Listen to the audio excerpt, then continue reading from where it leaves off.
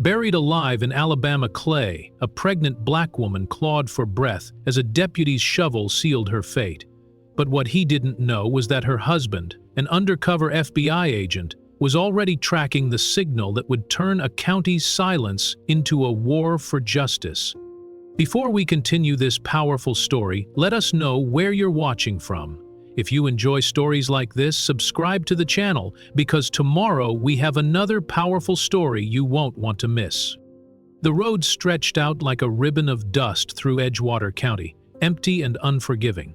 Zora Whitfield gripped the wheel tighter as her car rattled over the uneven clay path. Flyers were scattered across the passenger seat, their edges curling from the humid air, bold words printed across them, "Community Voter Drive." Her students had helped her sort them earlier that day, little fingers eager to fold, their laughter echoing in her ears even now. She had told them she'd be home in time for dinner with her husband Jeremiah. She had promised him she wouldn't stay out late. But promises were fragile things on nights like this. The sun was sinking fast, dragging its golden glow behind the tree line. Shadows thickened, swallowing the fields, the dirt, even the sky. Zora glanced at her phone. No signal, of course. Out here, the world was a dead zone, a place where voices didn't carry and cries didn't echo. She rubbed her belly, 7 months swollen, feeling the steady kick of the child who was never far from her thoughts. Her lips parted in a tired smile. "Almost home," she whispered. "Almost there." But the stillness of the evening felt wrong. Too quiet, too deliberate, as though the land itself was holding its breath. She had grown up with those rules of survival carved deep into her bones. Keep calm, keep visible, never provoke. And yet, as she rounded a curve, her heart tightened. A sheriff's cruiser sat idling in the middle of the road. No sirens, no lights, just a shape, waiting. Zora slowed, pulse quickening. The windshield reflected the last strip of sunset, casting the cruiser in silhouette. She knew that car. Everyone in Edgewater did. Deputy Roy Brenner. He wasn't a cop you crossed. He wasn't a man you reasoned with. Complaints piled against his name for years. Beatings, missing evidence, suspects who disappeared. And yet he still wore the badge. That badge gave him power, and that power was sharpened by hate. The cruiser inched forward, blocking her path. Zora braked, dust rising in a cloud around her. Her hand hovered over the ignition key, temptation tugging at her to turn the wheel and run, but she forced herself still. Running only gave men like Brenner more reason. Her mother's voice echoed, "Don't give them an excuse, baby. Don't you dare give them one." The driver's door creaked open. Out stepped Brenner, buzz cut gleaming with sweat, uniform tight across his stomach, boots grinding into the dirt.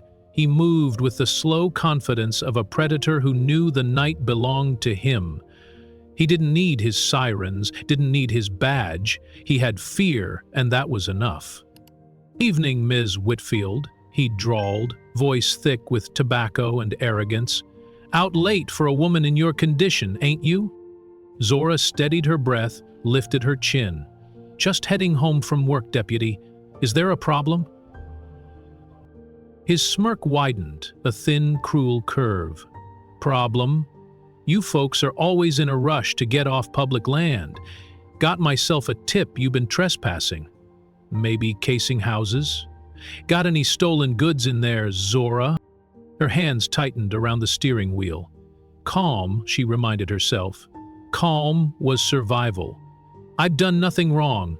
I live 4 miles down this road. My husband—" "Your husband don't matter out here," Brenner snapped, cutting her off as he stepped closer to her door. The stink of his chewing tobacco carried in the air, heavy and nauseating. Zora swallowed hard, fingers trembling as she lowered the window just enough for her voice to carry. "Deputy, please, I'm pregnant. I just want to go home." "Pregnant, huh?" He leaned down, his face too close, his grin too wide. "Lot of trouble follows your kind. Baby or not, what's inside you don't make you innocent." Her pulse thundered in her ears. She forced herself not to recoil, not to show fear. Fear gave him satisfaction. Instead, she straightened her shoulders. "You don't get to talk about my baby."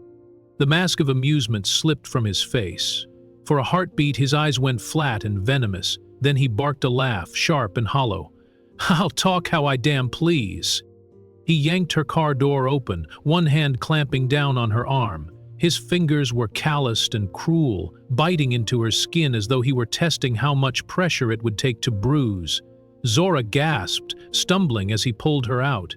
Her belly shifted with the sudden motion, and she cried out, "Please be careful!" But mercy was a foreign word to Roy Brenner. He shoved her against the car, her cheek striking cold metal. Pain flashed through her jaw. He twisted her arms behind her back and bound them with a plastic zip tie that cut into her wrists until her hands throbbed white. "You know what your problem is?" He spat near her ear. "You think folks like you can walk anywhere you please now, forgetting who built this county, forgetting who's still got the shovels." She tasted blood on her lip but bit down harder, refusing to give him the satisfaction of seeing her flinch. She stood as straight as her tied wrists would allow, eyes locked on the horizon, searching for strength in the last streak of sunlight. Brenner grunted, forcing her away from the car and across the dirt road. His grip on her arm was iron, his boots pounding like drums. They crossed a field where the grass grew thin and the weeds clawed at her dress. The sun bled away, staining the sky a deep, bruised red. The world around her narrowed to his shove. The sting of her bound wrists, the crunch of earth beneath their feet. "Where are you taking me?" she demanded, her voice shaking but strong. "Let's go for a walk, Ms. Zora, show you a part of this county your kind keep forgetting." The golden light drained from the horizon, replaced by a heavy, waiting silence. No birds, no cars, no witnesses, just wind and the scrape of metal. Brenner dragged a shovel from his truck, its blade glinting sharp in the fading light. Zora's breath caught. She had seen enough to understand, but she would not cry. She would not give him that. He thrust the shovel into the clay, every strike a thunderclap in the stillness. Dirt flew in dark arcs as he dug, breathing hard, sweat streaking his forehead. "Everybody's got to learn their place sometime," he muttered. "Yours is right here." Zora's knees buckled, but she refused to collapse. She prayed silently, whispering promises to her unborn child. She prayed not for escape, but for strength. The hole deepened, wide and raw. When he finally stopped, he leaned on the shovel handle, breathing heavy, eyes gleaming with cruelty. "You ever wonder why they never find the bodies, Zora?" he asked, voice ragged. "This county eats the weak." She stared at him, chin high, jaw clenched. Her silence infuriated him more than begging ever could. He shoved her to the edge of the pit, forcing her down to her knees. "Got any prayers, teacher? Now's your chance." Her voice broke but did not falter. "I hope you rot for this. I hope your children see you for what you are." His laugh was jagged, empty. "Ain't got kids, just got dirt. Dirt don't lie."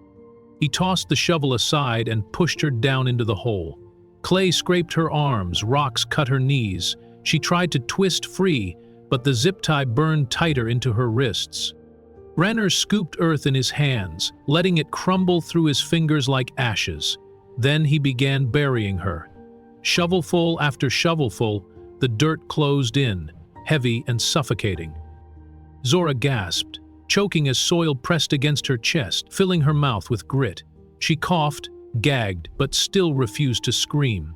Her heart pounded not only for herself but for the child kicking inside her, desperate for air, desperate for life. He hummed as he worked, a tuneless hymn that twisted in the night. The sound of it carved itself into her bones, a cruel lullaby meant to erase her. The sky darkened completely, stars pricking the horizon. The last thing she saw before Earth swallowed her chest was his grin, reptilian and satisfied. "Nighty-night, Zora. You stay real quiet for me now." He walked away, boots crunching, his silhouette vanishing into the dusk. The field fell silent except for Zora's ragged breaths beneath the soil. What Brenner didn't notice was the blinking green light under her car's seat, a small GPS tracker pulsing steady and patient in the night, waiting for the man who would burn the county down to bring her home. The screen door creaked open with a sound that felt out of place, soft, harmless, even welcoming. But the moment Jeremiah Whitfield stepped inside, his gut clenched. Something was wrong. The air inside their house didn't feel lived in, it felt paused, like the moment just before a thunderclap. He stood in the doorway a beat longer than he meant to, trying to make sense of the stillness. The kitchen light was off, even though Zora always left it on when she was expecting him. The scent of roasted garlic and sweet cornbread, her birthday tradition, was missing.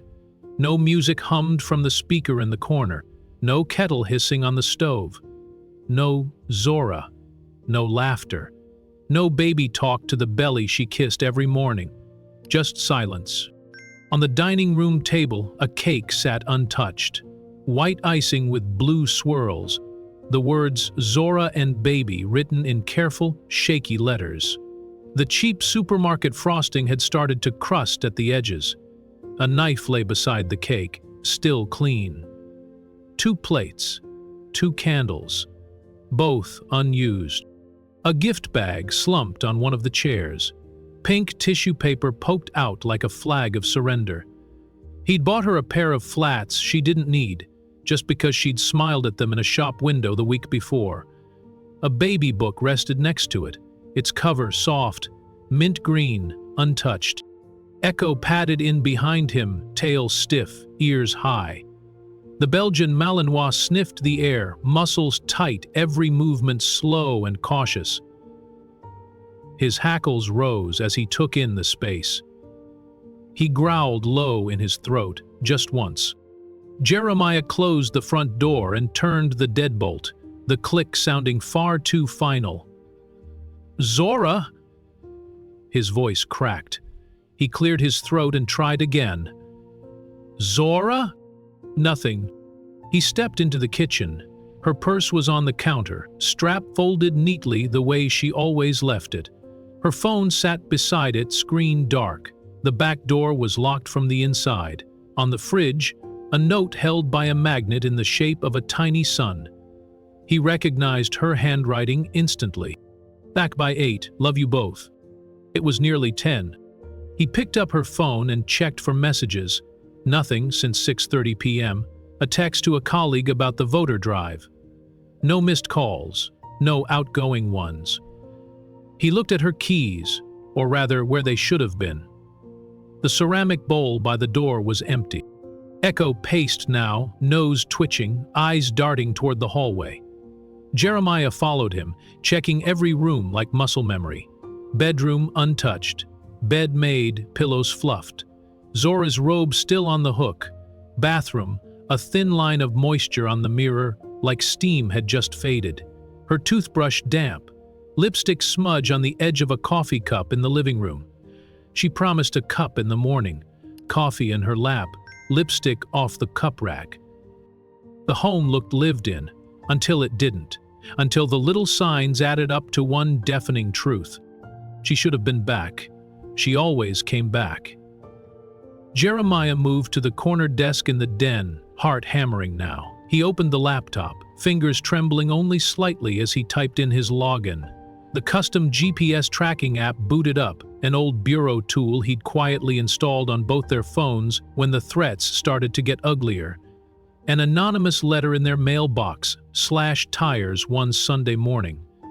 She'd protested it at first, called it overkill. He'd promised it was just precaution. Now it was the only thing tethering him to her. He pulled up her location history. The last ping came 2 hours ago. A green dot hovered on a map of Edgewater County, surrounded by nothing but a smear of red clay and barbed wire fence lines. An abandoned stretch of no man's land between the highway and the old plantation ruins.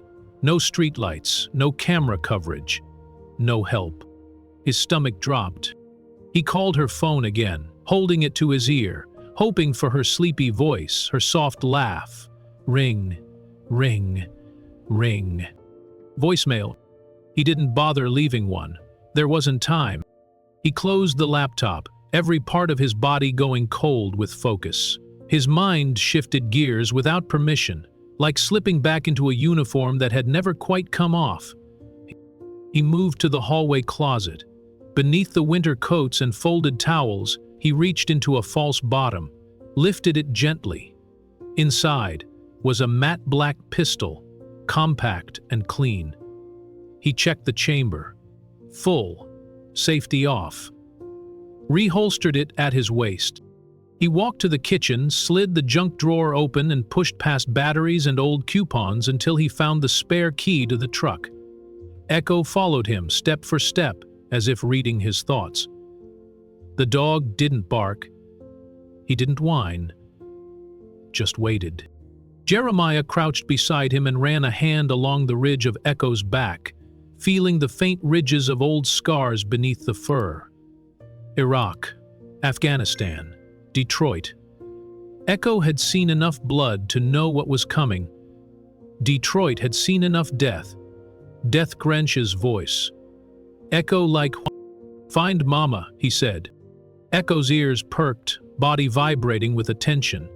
His tail swished once, like a sword unsheathed. Jeremiah stood, took one last look around the house. The cake. The note. The gift bag. The kitchen clock ticked, 10:01. He closed his eyes for a second and saw her laugh, hand resting on her belly, her eyes glowing. Then he opened them again, and that vision turned to flame. He wasn't going to wait, not tonight. He grabbed his coat, his phone, the dog's leash and keys in one motion. The man who left that house was not just a husband anymore, he was something older, something colder. Not fueled by rage, fueled by precision. The kind of man who didn't knock twice. The truck roared to life like an old beast waking from sleep. Gravel cracked beneath the tires as Jeremiah pulled out of the driveway, headlights piercing the darkness. He didn't turn on the radio. He didn't check his mirrors twice. He drove like a man following the scent of blood. Echo sat alert in the passenger seat, head up, eyes locked ahead, reading the road like a veteran soldier. His breathing was slow, deliberate, every part of him ready. The road out of town narrowed quickly, pavement giving way to dirt and potholes. Trees loomed on either side like sentinels. The same roads Zora had driven just hours before. The same roads he had begged her not to take alone after sunset. But she had insisted. She always did. That's who she was. Bright, brave, unshakable. She believed in community, in change, in the idea that Edgewater County could be better. But Edgewater didn't believe in her. Not the way Jeremiah did. He reached over and clicked open the glove compartment. Inside was a flashlight, a folded map, and a battered photograph of the two of them. Zora grinning, pregnant belly peeking out from a yellow sundress, sunflowers in her hands. He looked at it for a second before tucking it into his jacket. The signal pinged again from her phone. Still there, still unmoving. His jaw clenched. He could feel it now. Not just the urgency, but the memory of combat. The way adrenaline curled behind his ribs, the way the silence sharpened instead of dulled. It was a rhythm he'd hoped to forget. But justice never came easy, and the world didn't change because good men hoped it would. It changed when good men bled for it, or made someone else bleed. He thought of her belly, of the little kicks he felt at night when she pulled his hand over her stomach. Thought of the name they hadn't picked yet.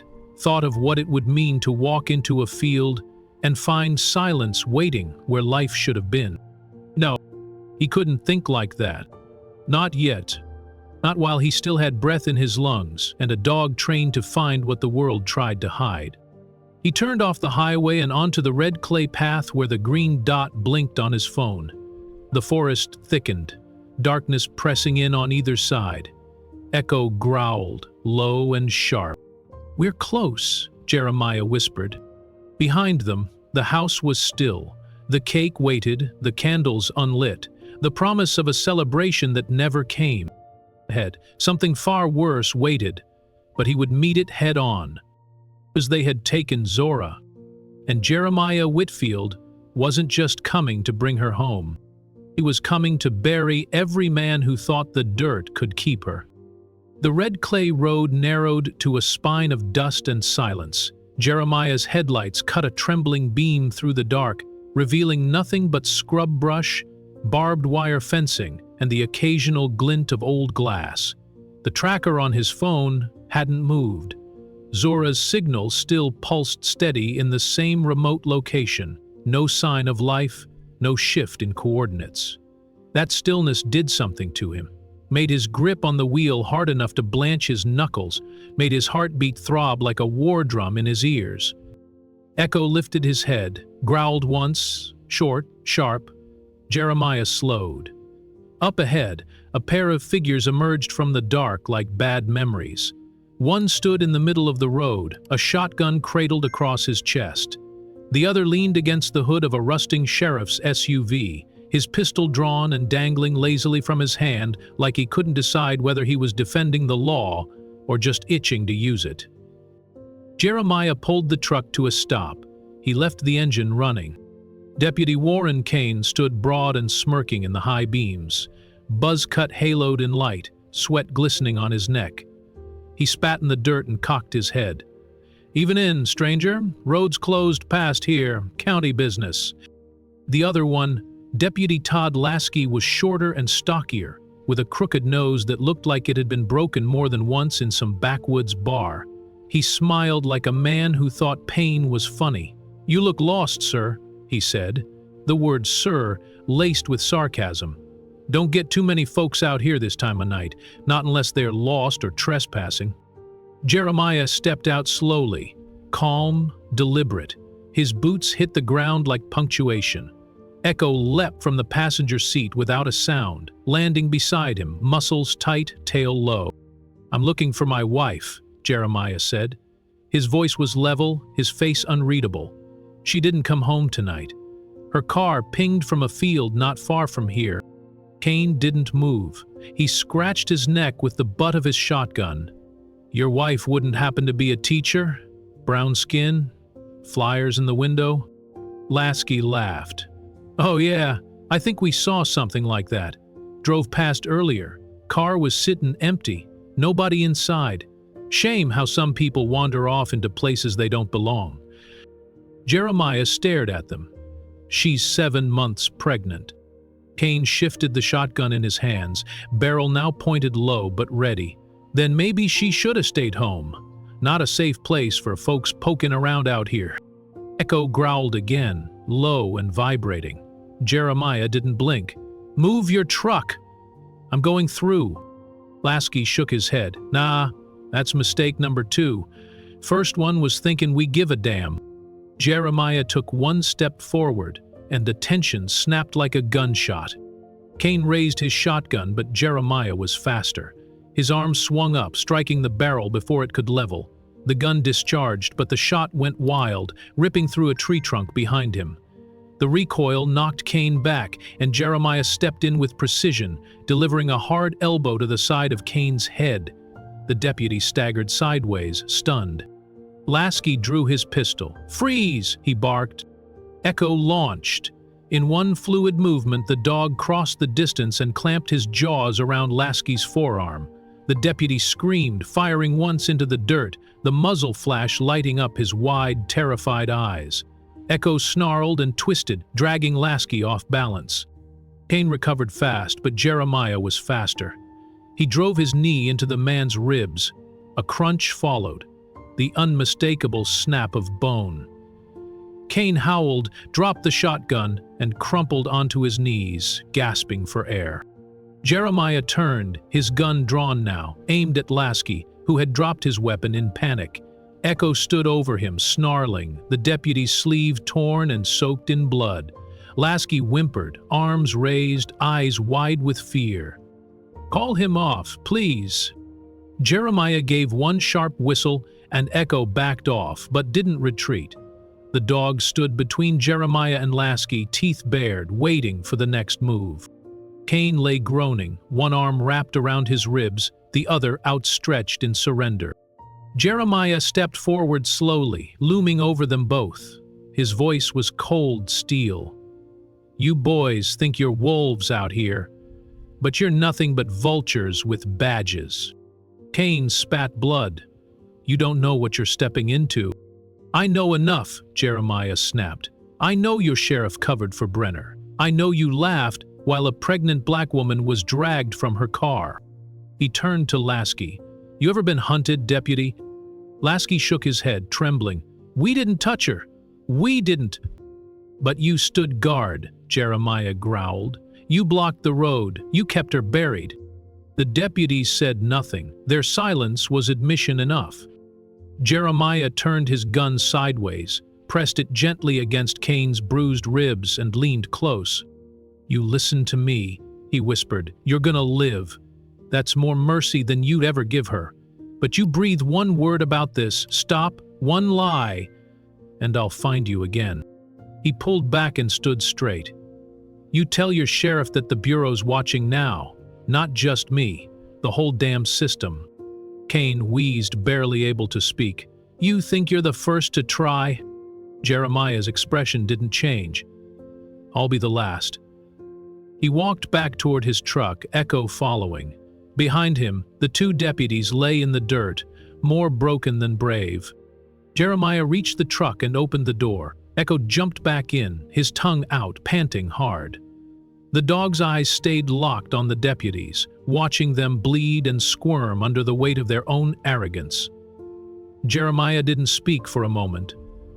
His hands were still shaking, just slightly, the tremble of adrenaline not yet burned out.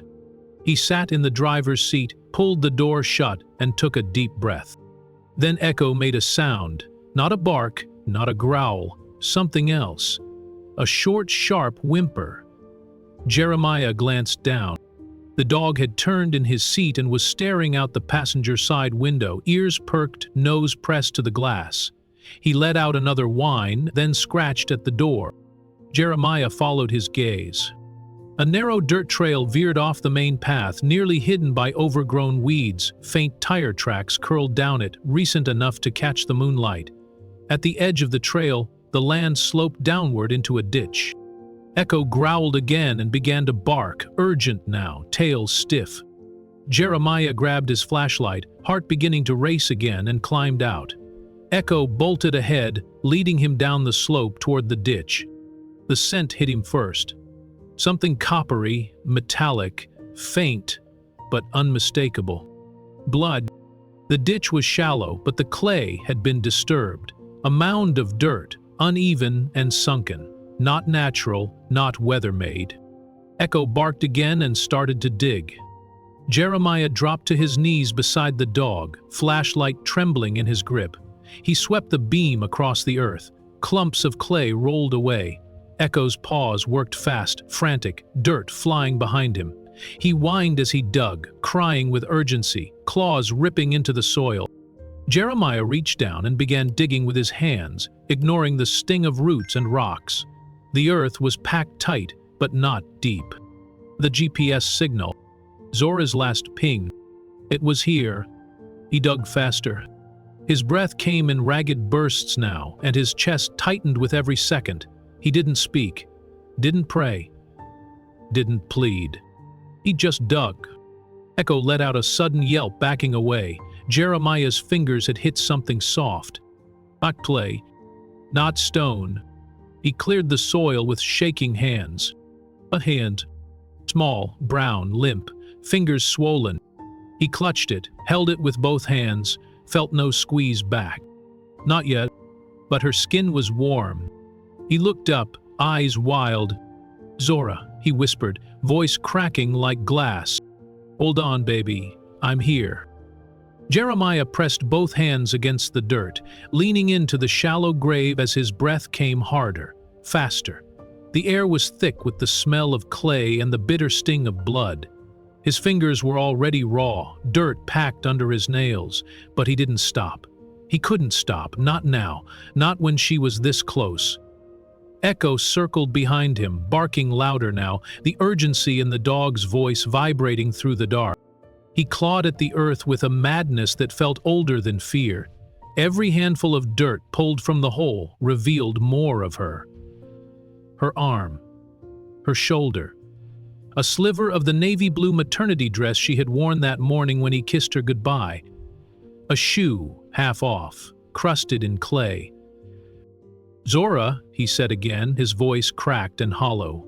"You hold on, you hear me? Baby, you hold on." He reached her face. His hands trembled as he swept away the dirt from her mouth, from her nose, from her eyes. Her skin was pale beneath the layer of soil. Her lips, chapped and parted, were a shade of blue that made something inside him collapse. She wasn't breathing. He dropped to her side, heart slamming into his ribs. No, no, no, no, no.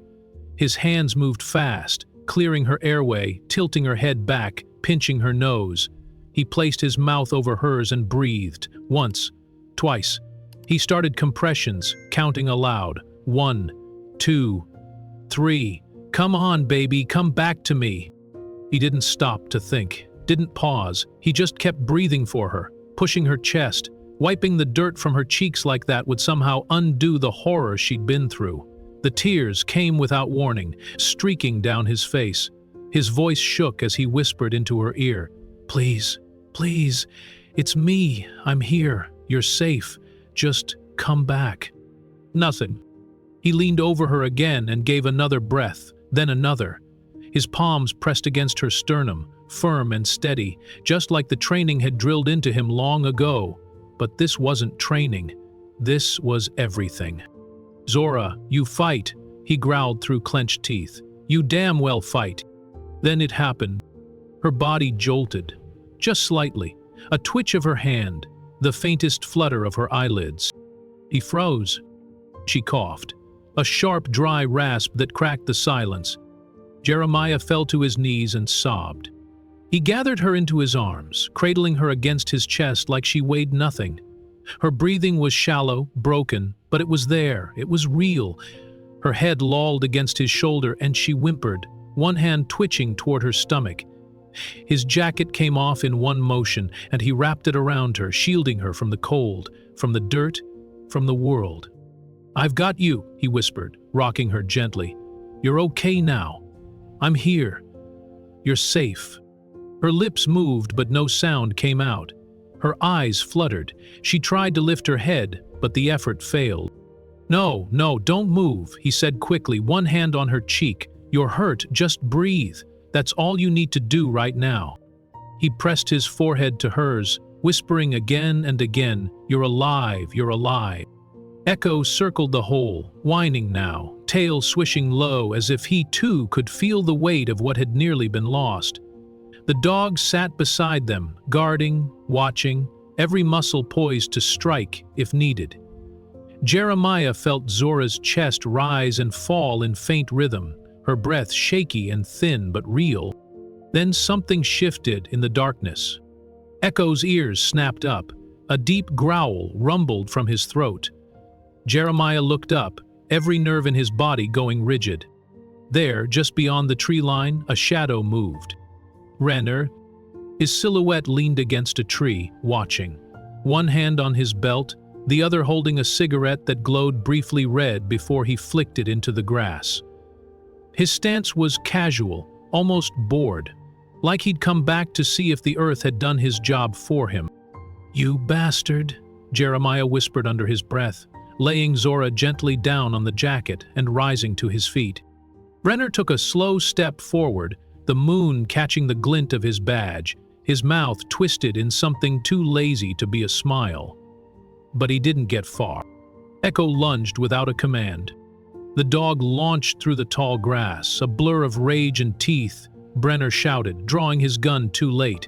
Echo hit his leg with full force, jaws snapping shut around his calf.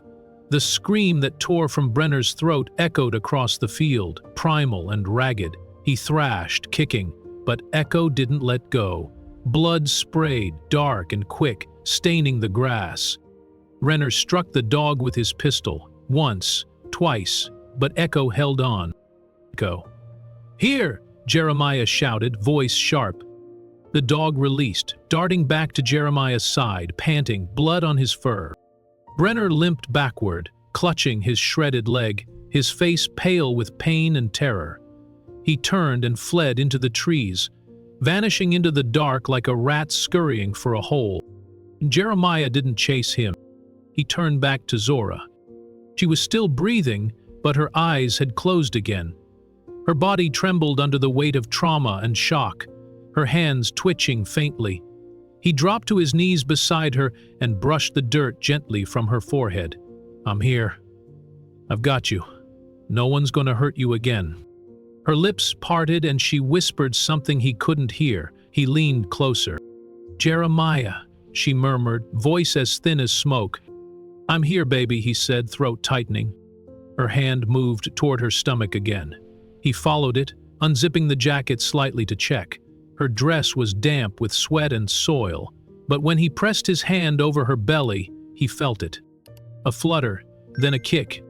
Tears poured from his eyes as he let out a sound that wasn't quite a sob, wasn't quite a laugh, just a release. "You're still fighting," he whispered. "Both of you." He reached into his pocket, fished out his phone, and with shaking fingers dialed. The dispatcher answered, voice bored and slow. "Edgewater Emergency Services, what's the situation?" "This is Special Agent Jeremiah Whitfield, badge 1864, he said, voice suddenly cold, clipped. "I need immediate EMS at these coordinates, obstetric emergency. Victim is female, black, 7 months pregnant, trauma, near asphyxiation, hypothermia risk." "This is federal, you move now." The dispatcher stammered. Yes, sir, confirming location." He gave it, repeated it, and then ended the call. He looked back down at Zora. Her eyes were still closed, but her breath came a little stronger now, more stable. Her fingers moved, brushing his hand. He gripped it tight and kissed the back of her knuckles. "We're not going to the hospital," he whispered. "We're going to war." He turned his head, eyes scanning the tree line again. "We're going to make them pay for every breath they tried to steal." He reached into the pocket of his jacket, pulled out the folded photograph, the one of Zora holding sunflowers, the sunlight catching her eyes. He laid it gently beside her. Just stay with me," he whispered. "Please, stay with me. I need you." Echo sat beside them now, silent, alert, watching the woods. A sentry between what had almost been buried and what would rise up screaming. Sirens began to wail in the distance. Jeremiah could hear them cresting the ridge, could see faint flashes of red and white beginning to scatter against the horizon. But he didn't move. He stayed there, kneeling in the dirt, one hand on Zora's belly, the other cradling her face. The sound of the ambulance grew louder, closer, urgent, but inside him, something quieter settled. The vow, this wasn't over, it was just beginning. The hospital hallway was quiet, too quiet for the storm that had just passed through their lives. Fluorescent lights hummed above, casting a sterile glow over every inch of the ICU. Machines beeped steadily inside Zora's room, each pulse a desperate promise that she was still fighting. Jeremiah stood motionless beside her bed, his broad shoulders rigid, his jaw clenched. Zora lay unconscious, her body wrapped in pale hospital blankets that couldn't hide the bruises, the scrapes, the thin red line where the zip ties had bitten into her wrists. But it was her face that crushed him most. So still, so pale beneath the layers of dried clay, still crusted in her hair and along her neck. The monitor beside her bed chirped with the rhythm of her heart and the baby's. One beat stronger than the other. The doctor had said the heartbeat was steady but fragile. That time was critical. That shock and oxygen deprivation could cause complications. Jeremiah barely heard any of it. He couldn't look at the machines, the wires, or the bandages without seeing the field again, without hearing the way her breath had rattled through a chest full of dirt. Every image haunted him, her fingers twitching weakly in his hand. The moment she coughed and he dared to hope. The way her eyes had fluttered open, only to close again, too tired for even a word. Now he stood at her bedside like a soldier guarding royalty. Echo, ever loyal, sat at the door of the ICU room, tail still, ears alert, eyes on Jeremiah. The nurse came in quietly to check the vitals.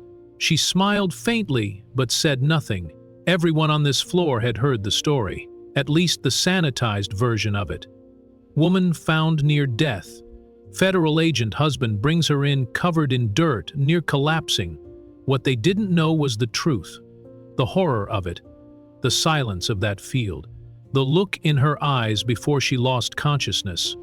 Jeremiah didn't speak until the nurse left. Then he reached for Zora's hand. His voice cracked as he whispered, "I should have gone with you." Her hand didn't squeeze back. He brushed a strand of hair from her forehead, his fingers trembling. He couldn't let himself fall apart now, not yet. The storm had only just begun. His phone buzzed on the metal tray beside the bed.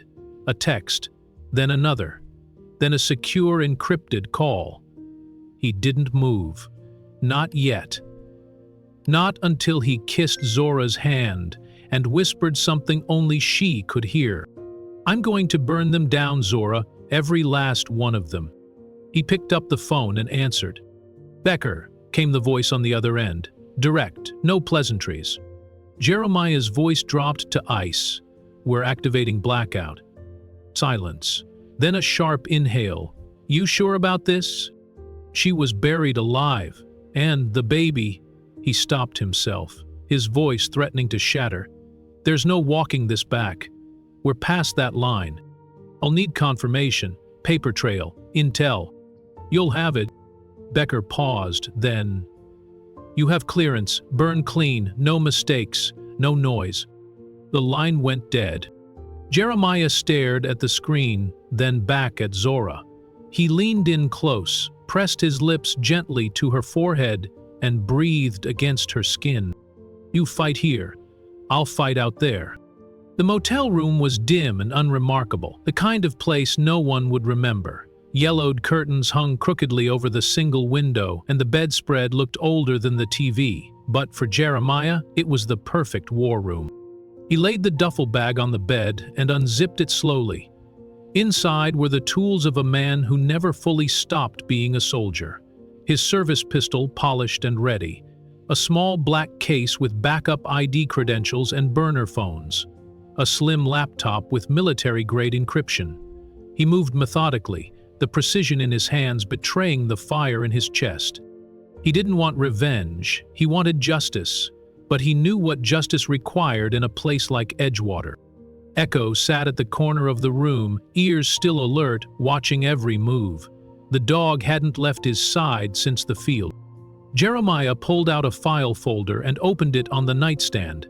Inside were photos, still frames from security footage he'd captured through a private access channel. Deputy Kane, Deputy Lasky, and Brenner. Their faces stared back at him like open wounds. Beneath each photo were names, last known addresses, employment files, department communications. He highlighted the phrase in Brenner's file that chilled him most. Off-duty patrol shift assignments, private contracts with sheriff's authority. Contracts. That meant money. That meant cover-ups. He kept flipping. His fingers stopped on an image that made his stomach turn. Zora, 2 months earlier, handing out voter registration flyers at a community event, the same ones still in her car. That event had been the first time Brenner confronted her publicly, trying to shut her down. The harassment had started small, a warning here, a stoplight citation there, but this was never random. He clicked open a secure messaging app and typed 2 words to his old field unit. Blackout active. Within seconds, responses flowed in. Agent Simmons, where? Agent Vayet, targets. Agent Daniels, ETA 5 hours. He responded. Edgewater County, details to follow, operate silent, 0 media. He stared at the map on the laptop, an overhead layout of Edgewater County.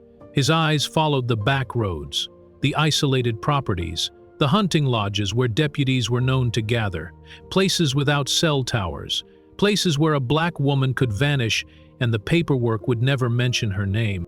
He opened a second map, one showing cell tower pings from Zora's phone the week before the incident. She'd been tailed. Same vehicle 3 times, same rural corridor. Jeremiah leaned back in the chair and exhaled slowly, knuckles white against the armrests. He wasn't chasing shadows anymore. He had names, he had patterns.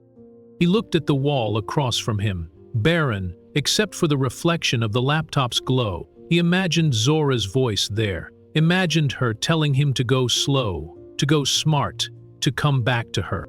But the fire in him burned hot, not reckless, but ready. He whispered aloud, more to himself than the room. They don't know who they buried. Ecker growled softly at the sound of a car door slamming outside. Jeremiah stood, weapon in hand, his entire body tense. But a moment later, the footsteps passed and the night was silent again. He returned to the laptop and clicked on the folder labeled Task Force Alpha. The old team. Trusted hands. One by one, their faces lit up the screen, war-hardened, quiet, focused.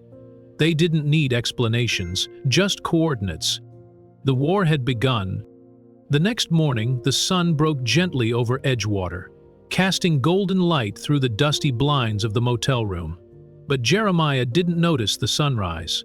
His eyes were fixed on the live satellite feed now open on his laptop, pinpointing patrol cars, unregistered movement, and private land boundaries. He had already marked the coordinates where Kane and Lasky had tried to stop him.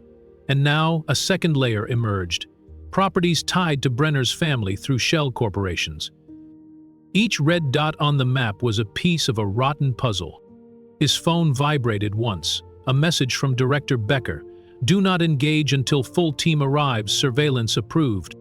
He looked over at Echo, who lay silently beside the door, eyes still sharp and body coiled like a spring.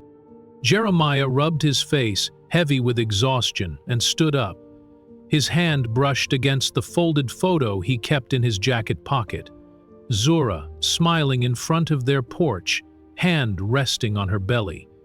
That was taken just 3 weeks ago. He whispered to the photo, "I'm coming back with the world behind me." Back at the hospital, Zora stirred in her bed. Monitors beeped steadily, the rhythm of 2 lives continuing to fight. A nurse gently checked her vitals, then paused as Zora's eyelids fluttered. Her lips moved, faintly. "Jeremiah." The nurse leaned in. "You're safe now, sweetheart." Zora's eyes opened, glassy but alive.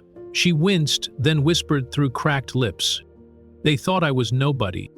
And from across the county, in a motel-turned-command post, Jeremiah felt the same wind shift. The war had already started. And this time, they buried the wrong woman. The night air was thick and still as the task force crept through the overgrown grass surrounding the decrepit barn. It stood like a carcass of a building, weather-beaten and sagging beneath decades of rot and secrets.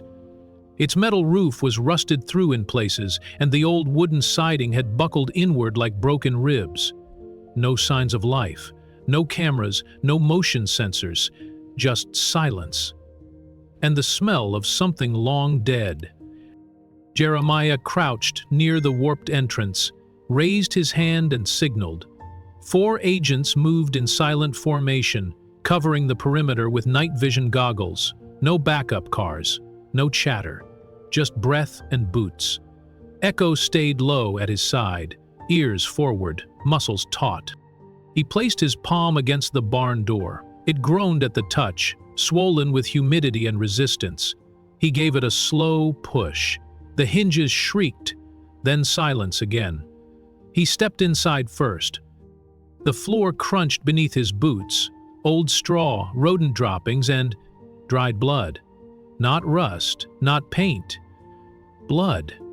A few feet in, the beam of his flashlight found a post driven into the ground, bolted with a length of heavy chain, the kind you didn't use for livestock. Next to it lay an old pair of handcuffs, stained brown. One of the agents whispered, "This wasn't for animals." The group fanned out across the barn's shadowed interior. What they found next sent a chill through every trained soldier in the room. Carved into the far wall, sloppily but deliberately, were initials, rows and rows of them. Some carved deeper than others, as if with urgency or rage. Some were paired with crude dates. Others had only a cross beneath them. Anguet moved toward a far corner where hay had been piled unnaturally high. She cleared it away and found a trap door. Jeremiah joined her, knelt down and pulled the latch. It opened with a hollow snap. Below them, a crawl space. Black, silent, waiting. The crawl space exhaled a stale metallic stench as Jeremiah descended into the darkness. The wooden ladder groaned under his weight, each step sinking him deeper into something far more sinister than he'd prepared for. Echo stood guard above, but even the dog let out a low, uncertain growl. His boots touched the ground. It wasn't dirt, it was concrete. Old, cracked, and stained. The others followed him down one by one, their flashlights revealing a narrow, underground room, barely tall enough to stand. The walls were lined with file cabinets. Rows of them, rusted at the edges, but intact. Most had been labeled by hand, letters and numbers scrawled in marker, PR14, PR19, PR21. On a table in the center of the room sat a dusty VHS player, a pile of tapes stacked beside it. Many of the tapes had the same PR initials, followed by dates going back over 15 years. Agent Alvarez opened one of the file drawers. What he pulled out made him freeze. Dozens of missing persons reports, some filed, others never submitted. Black citizens, young men, mothers, activists. A few names had red X's drawn over them. Others had photos attached, their faces twisted in expressions of terror or exhaustion. On the far wall, tacked onto a large corkboard, were printed maps of Edgewater and the surrounding counties. Dozens of red dots were pinned throughout the fields, woods, and rivers. Most had been labeled PR followed by a number. Some were dated, some weren't. Jeremiah stepped over to the tapes and picked up one labeled PR11, Mission Initiation. He inserted it into the player and pressed play. The screen flickered to life, grainy and shaking from an old handheld camcorder.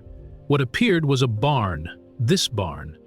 Lit by a ring of torches, 5 men in black balaclavas stood in a circle, surrounding a kneeling black teenager whose face was bloodied and swollen. The men laughed. One held a cattle prod, another wore a deputy's badge on his belt. The teenager cried out. One of the masked men leaned down, whispering something inaudible into his ear before kicking him to the ground. The others joined in. Agent Lewis turned away, bile rising in her throat. "This wasn't policing," she whispered. "This was ritual." They let the tape run for another 30 seconds before Jeremiah ejected it with trembling hands. He turned to the team. "Get every binder, tape, and photo. Bag them. No fingerprints, no contamination."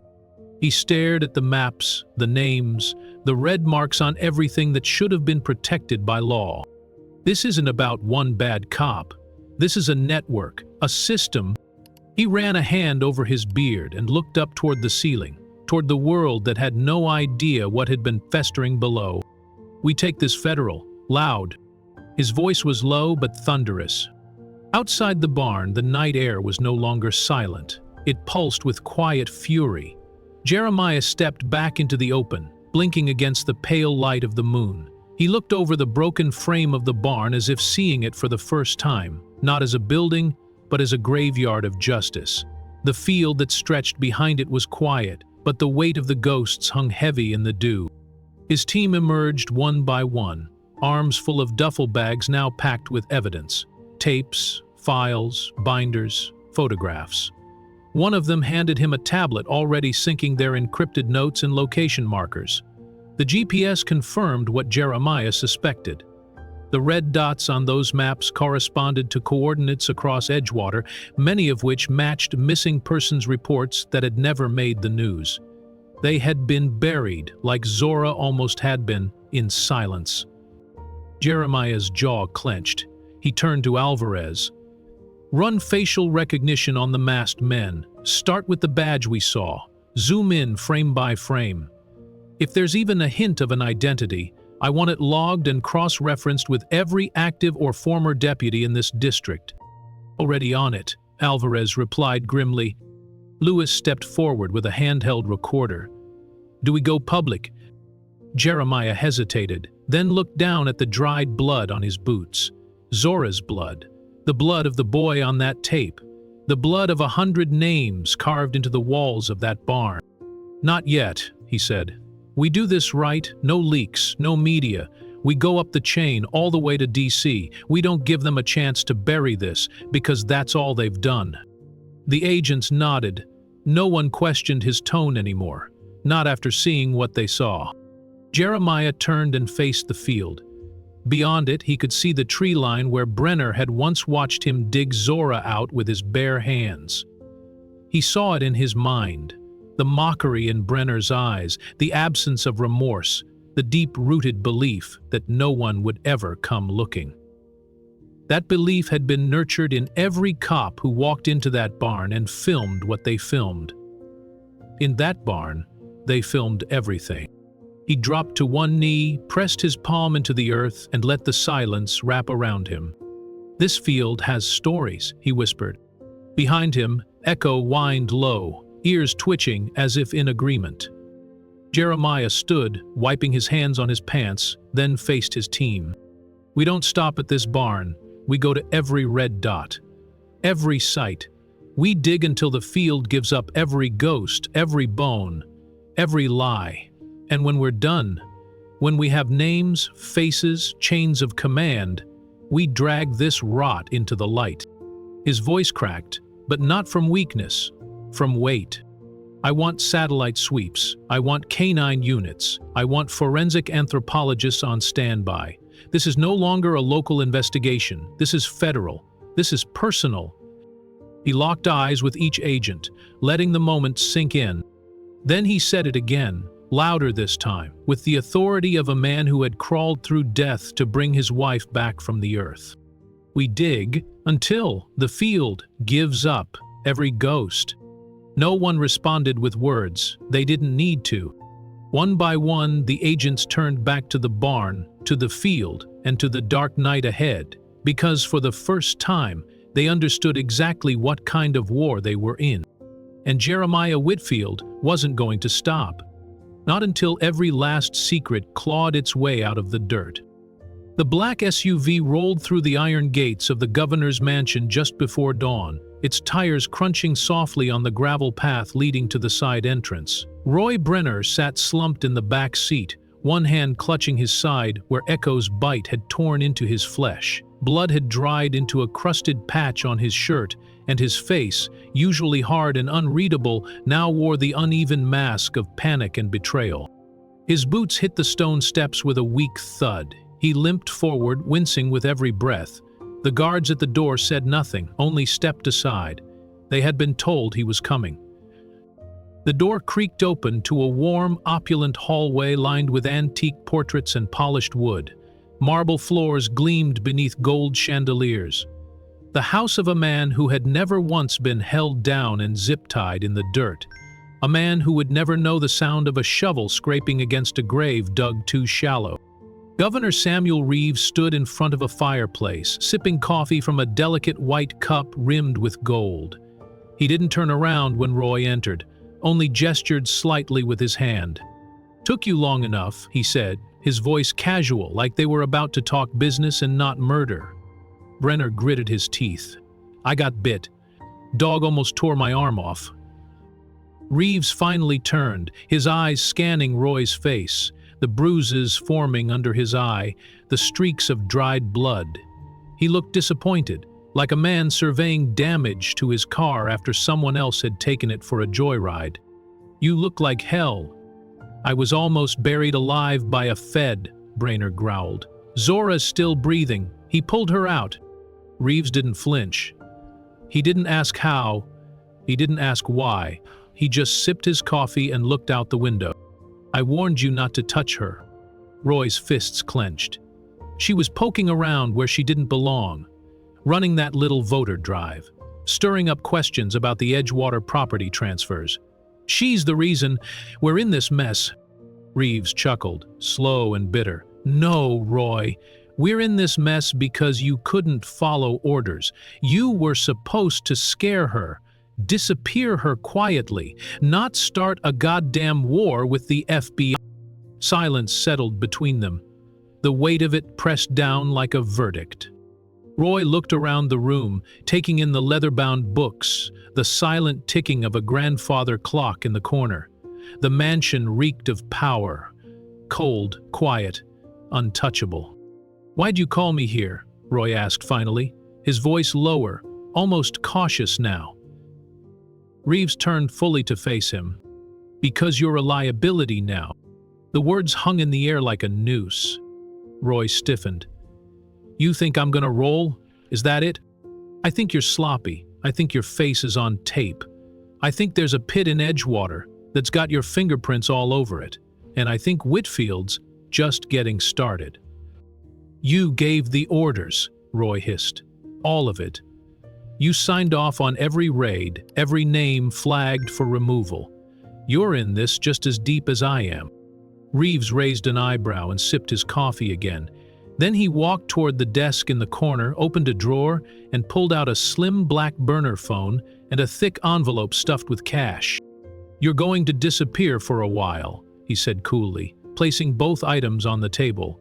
"There's a plane waiting in Macon, one way, no questions."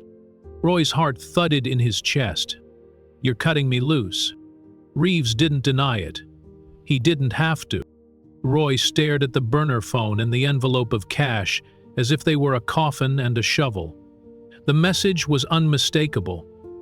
Disappear or be buried by the same system you once controlled. And yet what struck him harder than fear was the quiet finality in the governor's voice. The sense that he'd already been erased. "You always said we were in this together," Roy said bitterly, dragging his body toward the leather chair across from Reeves. "Built this whole machine side by side. I was your goddamn right hand." Reeves didn't flinch. He just stared into the fire, the flickering orange glow reflecting in his eyes. Right hands get cut off when they start trembling. Roy's mouth tightened. "You told me to clean up Edgewater. Flush it out, you said. I did what needed to be done. I made it clean. Profitable. We kept the land cheap, the books quiet, the people scared. You think that happened by kindness?" "No," Reeves replied. "It happened because you were useful. Now you're not." That line hit like a punch to the gut. Roy wasn't a sentimental man, but something inside him cracked. "You think Whitfield's gonna stop with me?" he asked. "He's digging now. And you've got more bones under your lawn than Edgewater's got pines." Reeves finally turned, the warmth gone from his face. "Which is exactly why I need time to clean house. You're going to throw me to the dogs and start scrubbing your name off the ledger?" "If I fall last," the governor said simply. "And when I do, it'll be with an army of lawyers and a pardon waiting." Roy laughed, but it was a broken sound. "You really think you can cover this up? That the feds won't find the ledger in the barn, the tapes, the binders marked PR? You think they won't flip half the department once they get a whiff of what we've done?"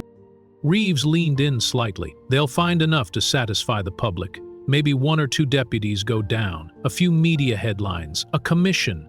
Then the next tragedy will take over the cycle." Roy shook his head. "That's not how Whitfield operates. You haven't seen him. You didn't look in that man's eyes." The governor's voice dropped to a chilling murmur. "Then make sure he never gets the chance." A pause. "What?"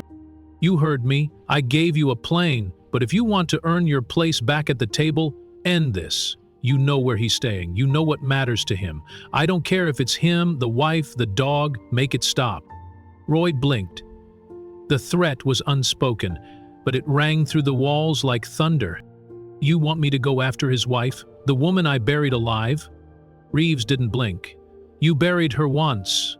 Make it stick." Roy stood slowly, his limbs shaking, not just from pain but from something deeper. The realization that whatever loyalty had once existed between them had curdled into something dangerous. He picked up the burner phone and cash.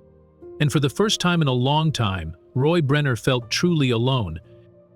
Rain lashed the tarmac in angry sheets, slicing sideways through the wind like punishment from the heavens. The private airfield on the edge of Edgewater County was cloaked in night and noise. Howling wind, distant thunder, the steady hum of the Cessna's engine warming on the strip. Every few seconds, lightning clawed across the sky, illuminating the broken fencing, a row of battered hangars, and a gravel road slick with mud. Somewhere beyond that darkness, escape waited for the guilty. The Cessna's engine sputtered and roared, its whine growing louder, more anxious, like it too could feel what was coming. A red fuel truck sat abandoned near the hangar, its back doors still open. Two figures, both armed in tactical rain gear, paced near the plane. They weren't local cops. Military surplus gear, dark visors, real muscle. The kind brought in when someone powerful was trying to disappear without leaving fingerprints. Roy Brenner sat in the back of the plane, leg wrapped in a blood-stained towel, breathing hard. His face was pale under the cabin's dim lights. His service weapon lay across his lap, but his hand hovered above it like it weighed more than he did. Outside, the radio crackled with chatter, lightning causing interference. The pilot hadn't spoken a word. He didn't need to. This wasn't a job, it was an extraction. Clean, silent, and deniable. But Brenner knew it wasn't going to be clean. Not anymore. He leaned forward, peering through the rain-slicked glass. Something in his gut twisted. The air was too charged, too still between the thunderclaps. He grabbed his gun tighter, muttered to himself, "Come on, just 5 more minutes." 5 more minutes. That was all he thought he needed.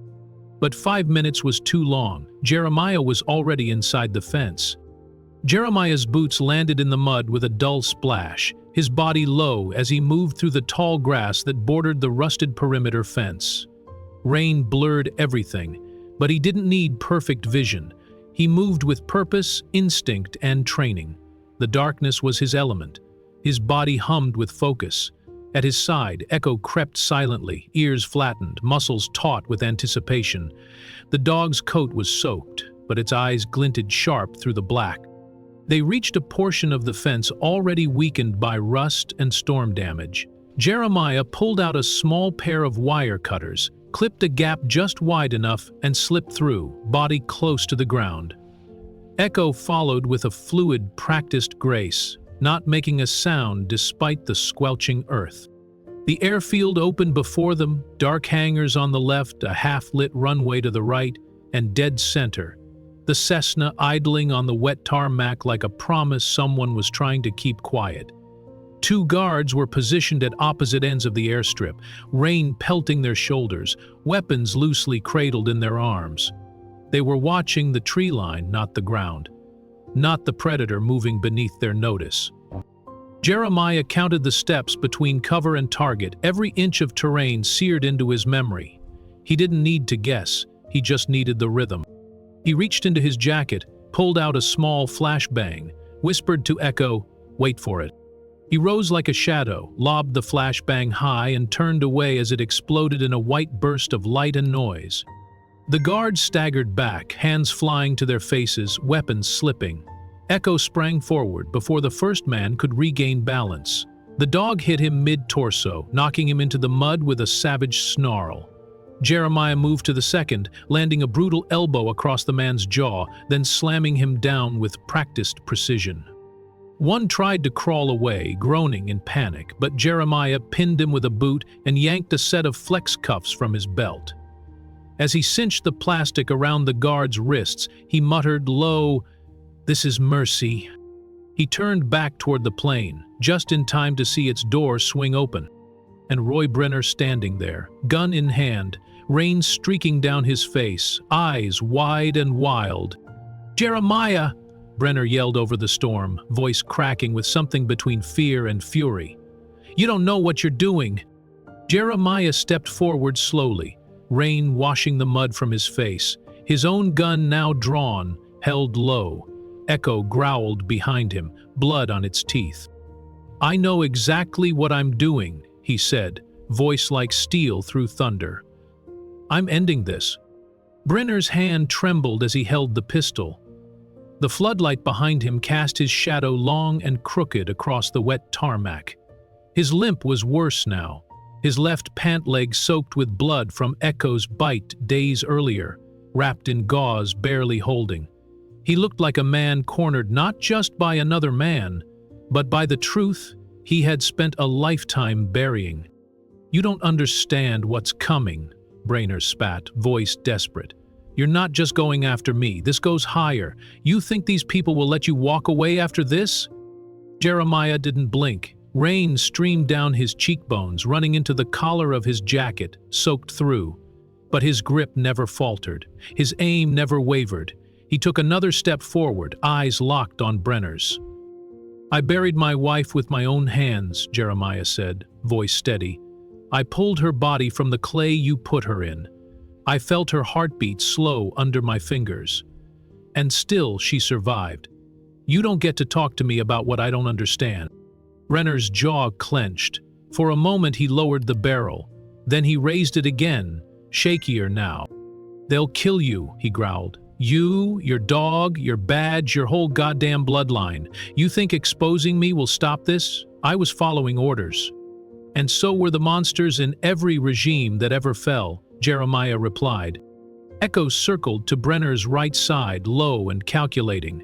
The moment Brenner noticed, his gun twitched. That was all the window Echo needed. With a blur of muscle and teeth, Echo launched, crashing into Brenner's outstretched arm. The gun fired once, a sharp, cracking echo across the runway, and then clattered to the ground as Echo sank his teeth into Brenner's wrist. The scream that tore from Brenner's throat was primal, ragged, full of pain and fury. Jeremiah rushed forward, kicking the gun farther into the darkness, and grabbed Brenner by the collar. He twisted him around, slammed him face-earth into the wet asphalt, and zip-tied his wrists behind his back with the same savage force Brenner once used on Zora. Brenner gasped into the mud. "You don't know what you've started." "I know exactly what I've started," Jeremiah whispered in his ear. "And this time, there's no burying it." A sudden wash of light swept across the airfield. Sirens wailed, multiple vehicles pulled up along the tree line. Federal SUVs, county police cars, and a few local news vans with satellite dishes already climbing. Doors flung open, flashlights beamed, people shouted. But all of them focused on one image. Jeremiah Whitfield, kneeling in the storm-soaked mud, gripping the collar of Roy Brenner, the rogue deputy drenched and defeated, his hands bound, his face cut and caked with dirt. And next to them, Echo. Still growling, still watching, eyes reflecting red in the camera flashes. The shutter clicks came fast, overlapping with the rain. One photo captured the moment Brenner lifted his head just enough to meet the eyes of the crowd. The mixture of pain, fear, and something like disbelief froze on his face. Another caught Jeremiah, standing tall, soaked through, fury barely restrained, his hand still on Brenner's back as if holding down a storm. Within hours, the image would be everywhere. By morning, it would be on every screen in America. And behind the scenes, as agents moved forward to take Brenner into custody, Jeremiah turned away. Not in relief, not in triumph, but in grim resolve. Because he knew this was only the end of the first chapter. Zora was alive. Brenner was shackled. But the network that tried to silence them? It was still out there. And now it was his turn to dig. The federal courthouse stood like a monument carved from gray stone and long memory. Rain misted down, steady but gentle, as if even the sky were holding its breath. Outside the steps, a crowd had already gathered, hundreds strong and silent, holding candles, fists, and cardboard signs inked with grief and fury. One in bold red letters read, "Bury hate, not people." Another simply, "Her name is Zora." Reporters stood shoulder to shoulder behind their barricades, cameras aimed at the courthouse doors. Microphones crackled, lenses glinted in the low light. Protesters chanted softly, the sound more hymn than slogan. Inside, security was heavy, but the tension didn't come from the metal detectors. It came from the people. Those gathered in the pews of the courtroom like mourners awaiting a resurrection. The judge, an older black woman in her 60s with steel-gray hair and a voice like carved wood, presided from the bench with silent gravity. At her nod, the doors opened. Zora Whitfield entered. She moved slowly, still healing, but tall, unshaken. Her braided hair was pinned back in a crown. A navy dress hugged her frame, simple, strong. Her presence was louder than anything she might say. She took the witness stand without hesitation. Jeremiah sat in the front row. His hands were clasped tight, as if holding his breath in his palms. Echo, recently certified as an emotional support animal, sat alert beside him. The room stilled as Zora adjusted the microphone. Her eyes scanned the gallery. The press, the prosecutors, the defendants. And then she spoke. "My name is Zora Whitfield," she began, voice clear as a bell. "I was buried alive on the night of my 32nd birthday." A gasp rippled through the room. She didn't flinch. Her hands stayed folded, her back straight. "I was zip-tied, shoved into a hole in the clay, and left to die by a man wearing a badge. He knew I was pregnant. He knew I was alone, and he didn't care." Every word landed like thunder, no theatrics, just the unbearable weight of the truth. She paused. The prosecutor rose and approached gently. "Mrs. Whitfield," he said softly, "can you tell the court what you were doing before the incident?" Zora nodded. "I was volunteering, helping organize a voter registration drive for the midterms. I left the community center around 7:30 and took the back road toward Edgewater to get home faster. I never made it." The prosecutor guided her through the timeline with care. Her answers were steady, her voice never shook. When she described the moment Brenner pulled her from the car, someone in the back gasped again, this time louder. The judge gave no warning. She understood. Zora's words painted horror in slow, deliberate brushstrokes. "The ground was cold," she said. "It smelled like metal and clay. He pushed me down into it. I was crying but not screaming. I was afraid if I made a sound he'd do worse." She described the dirt falling on her stomach, how she covered her womb with her arms, how she whispered to the child inside her, "We're going to make it. I promise you, we're going to make it." The prosecutor paused for a long moment, letting the gravity of Zora's testimony settle over the courtroom like fog. Then he stepped closer. "Mrs. Whitfield," he asked, voice steady, "do you remember what happened once you were buried?" Zora inhaled slowly. "I remember silence," she said. "Not the kind that soothes, the kind that swallows you whole. I remember the weight of the earth. I remember tasting it in my mouth, feeling it fill my nose. And I remember praying that my husband would find me before the last breath left my body." There wasn't a dry eye in the gallery. Even the court stenographer's fingers trembled slightly on the keys. But Zora didn't cry. Her restraint was a kind of rebellion, an act of power in a space that had tried to erase her. "I didn't beg for my life," she said after a pause. "I begged for my child's." The courtroom held its breath. She glanced toward Jeremiah, and he kept that promise. He dug until he touched my hand. He brought me back. The prosecutor swallowed, visibly moved. "When you arrived at the hospital, were you able to speak immediately?" "No," Zora said. "I had to be intubated. I had dirt in my lungs. They thought the baby might not make it. But we're both still here." He nodded. "Thank you, Mrs. Whitfield. No further questions." The defense attorney stood, a tall man in an expensive suit, voice slick with forced civility. "Mrs. Whitfield," he began, "you've suffered a great deal, and no one here denies that. But can you confirm that you were on private land at the time of your encounter with Deputy Brenner?" "I was on a public easement road," she said firmly. "That road connects to state-maintained farmland. It's not private." The attorney nodded. You claim you were buried alive, and yet you have no video, no audio, no recording of the incident, only your word. Zora tilted her head. Only my word? Yes, he said, pressing. You have no body cam footage, no eyewitness, just your account of a very dramatic sequence of events. Zora leaned forward. Is that a question, counselor? Or an accusation? He hesitated. I'm asking whether you understand that you're making claims that could ruin a man's career. Zora didn't blink. He tried to ruin my life and end my child's. A murmur rose from the gallery. The judge tapped her gavel once, gently. Order was restored. The defense attorney changed tack. And is it true, Mrs. Whitfield, that your husband is a federal agent, that he arrived armed, that he used force on local law enforcement? Zora's gaze sharpened. It's true that my husband found me nearly dead in a shallow grave. It's true he acted within his federal authority to protect my life. And it's true your client ran like a coward when justice came knocking. The attorney faltered, searching for his next line.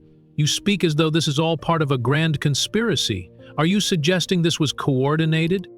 Zora's voice dropped, but it carried through the room like steel. I'm not suggesting it. I'm stating it. She nodded toward the projector.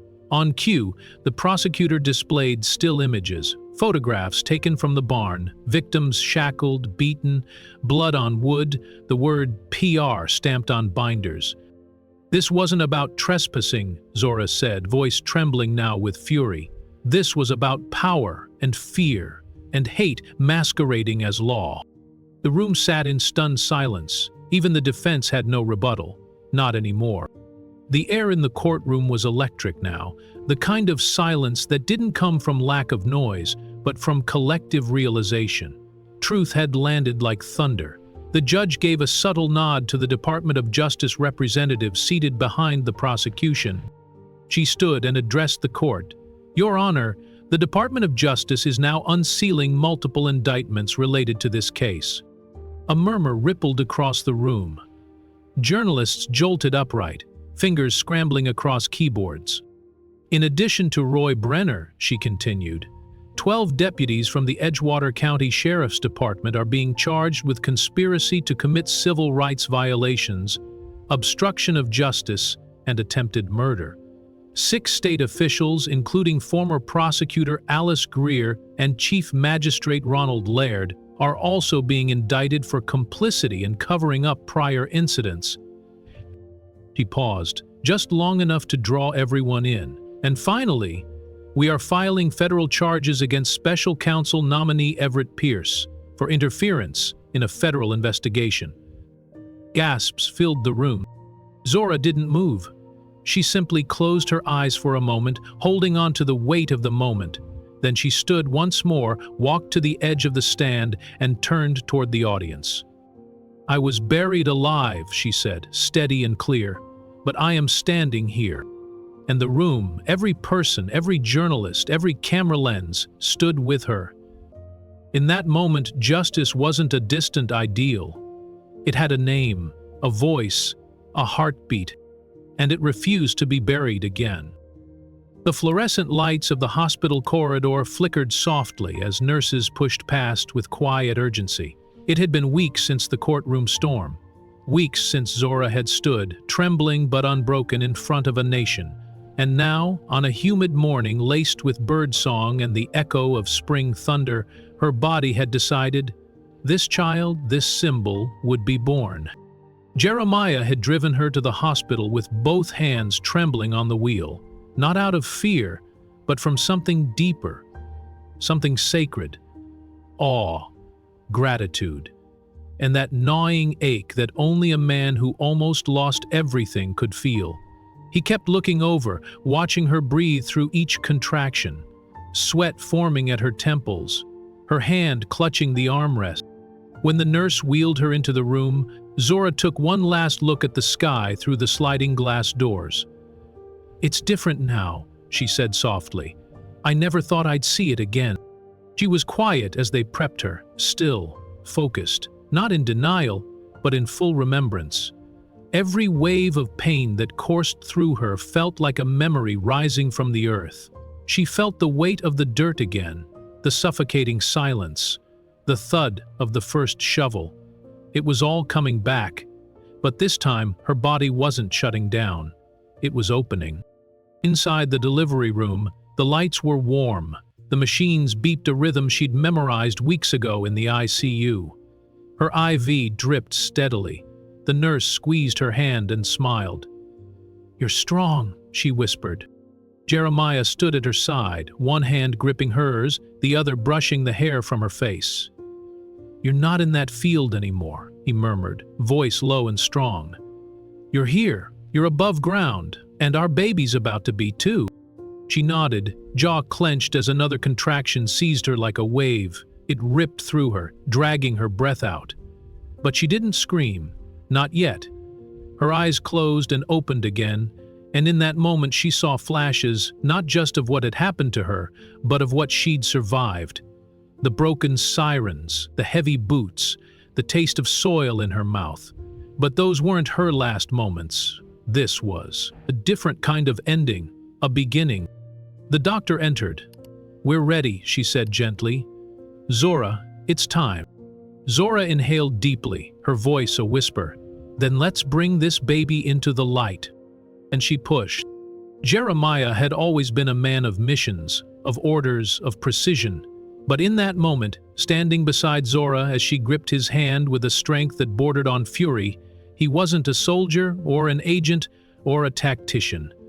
He was a husband, a witness, a trembling guardian to a moment so raw, so powerful, that no training could prepare him for it. Her breaths were ragged, her voice had gone hoarse from the weight of effort, not sound, and yet she didn't scream. She labored through silence, through memory, through pain that reached beyond the physical. Every push was an exorcism. Every minute was a confrontation, not just with her body, but with the ghosts who tried to take it from her. And Jeremiah didn't just see it, he felt it. "I'm here," he kept whispering, over and over again, as if the words themselves could hold her upright. "You're safe. You're above ground. Keep going, baby, keep going."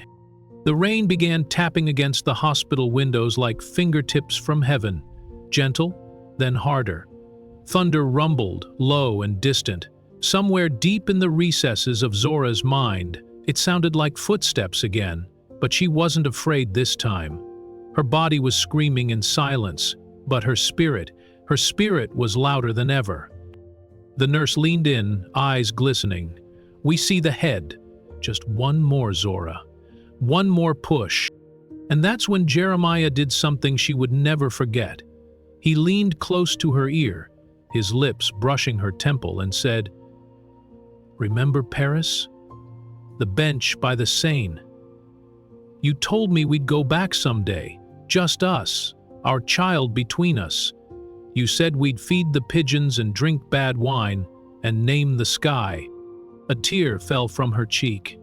He tightened his grip on her hand. "Get us there, Zora. Just get us there." And with that, she clenched her jaw and bore down with every last ounce of will she had. The scream didn't come from her throat, it came from her soul. The pain was fire, and the fire became light. And then it happened. A cry, not hers. A sharp, bright newborn wail cracked open the air. The baby had arrived. The baby's cry pierced the room like sunlight breaking through a storm cloud. Startling, raw, perfect.